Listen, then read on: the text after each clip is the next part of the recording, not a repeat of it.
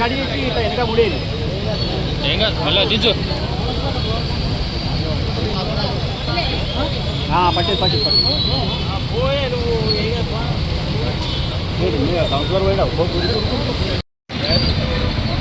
అట్లా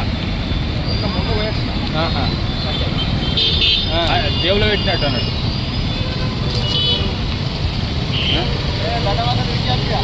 అదే జేబులో పెట్టి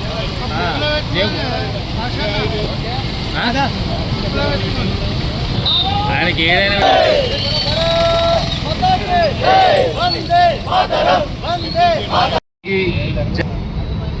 ఇక్కడ స్థానిక ఎమ్మెల్యే కేటీఆర్ గారు 2023 ఎలక్షన్లో నవంబర్ 28వ తేదీ నాడు సినిమా డైలాగులు లాంటి మంచి పంచి డైలాగులు కొట్టి సిరిసిల్ల ప్రజలను మభ్యపెట్టి ఓట్లు దండుకొని గెలిచి ఆ రోజు వారు చెప్పిన మాట విస్మరించి ఈ అంబేద్కర్ గారి సాక్షిగా ఏదైతే వారానికి 2 రోజులు సిరిసిల్లలో బస చేసి సిరిసిల్ల నియోజకవర్గ ప్రజలందరికీ అందుబాటులో ఉంటానన్న మాట ఇచ్చాడో దాన్ని విస్మరించి ఇక్కడున్న అంబేద్కర్ గారి సాక్షిగా చెప్పిన మాట ద్వారా వారి మనోవేదనను మా ప్రజలందరం అర్థం చేసుకొని వారు ఎలాగైతే వారి మాట ఇచ్చి తప్పిండో అలాంటి ఇచ్చిన మాట తప్పిండు కనుక అంబేద్కర్ గారిని మలినం చేసిండు కనుక ఈరోజు భారతీయ జనతా పార్టీ తరఫున ఆ అంబేద్కర్ గారిని పాలతోని అభిషేకించినాం.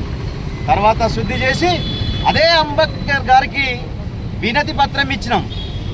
ఎందుకు అంటే వారు ఇచ్చిన మాటను తప్పి ఎక్కడో హైదరాబాదులోనే ఉంటుంటూ సిరిసిల్ల ప్రజలకు అందుబాటులో ఉండలేడు కనుక వారికి జ్ఞానోదయం చేయమని అంబేద్కర్ గారిని వేడుకోవడం జరిగింది. సిరిసిల్ల ప్రజలు ఏం మోసం చేసిరేమో మీ సినిమా డైలాగులకు మోసపోయి ఓట్లేస్తే మీరు ఇప్పుడు ప్రస్తుతం మాత్రం హైదరాబాదులోనే ఉంటారు. సిరిసిల్ల క్యాంప్ ఆఫీస్ కట్టుకున్నది ఎందుకు రామయ్య గారు? మీరు ఇక్కడే ఉండడం కోసం. కానీ మీకు సిరిసిల్ల క్యాంప్ ఆఫీస్లో ఉంటే మరి మీ గ్లామర్గిన దెబ్బతింటుంది అనుకుంటారు. సిరిసిల్ల గాలి సోకితే గ్లామర్ దెబ్బతింటుంది అనుకుంటారు. అర్థమైతలేదు. హైదరాబాద్ చుట్టూ మస్తు ఫామ్ హౌస్లు గెస్ట్ హౌస్లు ఉన్నాయి కదా, అక్కడ ఉంటే కలిగిన నష్టం సిరిసిల్లలో ఉంటే ఏమవుతుందయ్యా నీకు? ఇక మీదనైనా కాస్త జ్ఞానోదయం కలిగి సిరిసిల్ల ప్రజలందరికీ అందుబాటులో ఉండి ఈ క్యాంప్ ఆఫీసుకు న్యాయం చేయవలసిందిగా సిరిసిల్ల ఎమ్మెల్యే గారిని డిమాండ్ చేస్తున్నాం. ఇక మేము ఇప్పుడు ఏమన్నా మాట్లాడితే మీ చుట్టూన్న నాయకులు ఏమన్నా అంటే పేగులు తీస్తారట, పండబెట్టి దొక్కుతారట, మా ఇంట్లో మీదకి దాడికి వస్తారట. మీరు ఒక బాధ్యతలో ఉన్నారు, ఎమ్మెల్యే స్థానంలో ఉన్నారు. సిరిసిల్ల ప్రజలుగా మేము ప్రశ్నిస్తాం. మీరు జవాబు చెప్పాల్సిన అవసరం మీది, బాధ్యత మీది. అది మర్చిపోయి ఏమన్నా అంటే మాకు స్థాయి లేదంటారు. అయ్యా సిరిసిల్ల నాయకులందరూ ఫస్ట్ మా స్థాయి గురించి మాట్లాడే ముందు ఒకసారి మీ కేటీఆర్ గారిని అడగండి.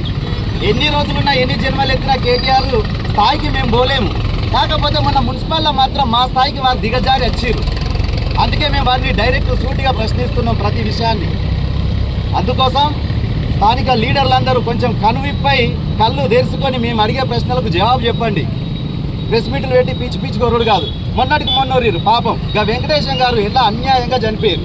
అందులో వీరి పాత్ర లేదా? అంటే అధికారులు పోలీసు వాళ్ళు మంచి పని చేసిరని చాలా మెచ్చుకున్నారు, సంతోషం. మరి కమిషనర్ గారు ఒక అధికారి కదా, ప్రభుత్వ అధికారే కదా. వారు ఇచ్చినటువంటి విన్నపాన్ని పిటిషన్ కేసు అయినా కానీ మీరు ఏమాత్రం చర్య తీసుకోలేదు. మీరు కానీ వెంటనే స్పందించి ఆ వెంకటేశం గారి మీద చర్య తీసుకున్నట్టయితే ఈరోజు ఆ వెంకటేశం గారు చనిపోయే పరిస్థితి ఉండకపో. అయ్యా ఇప్పటికైనా తొందరపడి ఈ అంబేద్కర్ గారు మీకు ఈ రాత్రి జ్ఞానోదయం చేసి మీ బాధ్యతను గుర్తు చేస్తారన్న ఆశ మాది. అందుకే అంబేద్కర్ గారికి మేము మొరబెట్టుకుంటున్నాం. ఇంకో విషయం, ఏదైనా కానీ తొందరగా స్పందిస్తే అంటే మీరు ఇక్కడ వెంటనే స్పందించవచ్చు. రానున్న రోజులలో కూడా మీ బాధ్యతను మీరు గుర్తుంచుకోకుండా బాధ్యతారాహిత్యంగా మీరు ప్రవర్తిస్తే మీ బాధ్యతను గుర్తు చేస్తూ భారతీయ జనతా పార్టీ మీ వెంట పడుతుందని హెచ్చరిస్తున్నాం. రానున్న రోజులలో మీ పని మీకు తెలియజేయడం కోసమే మా పోరాటం సిరిసిల్ల ప్రజల పక్షాన.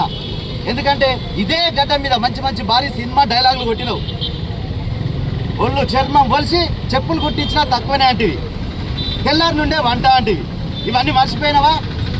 అంబేద్కర్ గారి సాక్షిగా ఎన్ని రోజులైంది అంబేద్కర్ గారిని దర్శనం చేసుకోక? మీరు మాయమాటలు చెప్పిపోయినావు కనుక ఆయన అత్తే మరి ఏం చేస్తాడో మిమ్మల్ని అని ఒక భయం కింద పట్టుకుందా?